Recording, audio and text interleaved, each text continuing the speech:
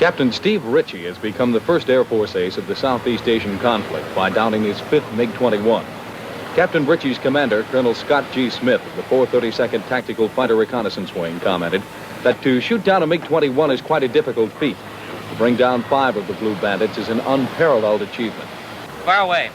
Would you like to describe how you got the 5th MiG? Well, this was a pretty long and involved engagement.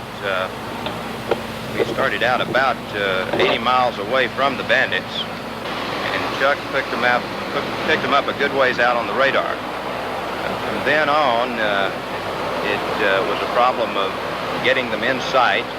They were quite a bit higher than we were, and Chuck followed them right down the radar, and I began to make a stern conversion, what we call it, when they got in close. Picked them up high at 11 o'clock on almost a head-on pass, and from there maneuvered into 6 o'clock and fired a few missiles and was lucky enough to get a kill.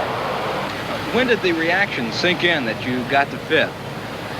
Well, when I saw the fireball, I knew it was the 5th. I was pretty excited at that time. Of course, the job wasn't over then. We were still in a pretty hostile area, and I knew there was another MiG behind us, and so we had to get the rest of the force home, and of course our 4 airplanes, and again there was a possibility of another MiG engagement and some pretty heavy defense on the way out, and fuel's always a consideration, so there was a lot to do from that point on.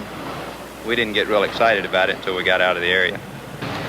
How good does it feel? Great, really great. And of course, the thing I'd like to emphasize here is this is probably the greatest team effort of any job that I know of.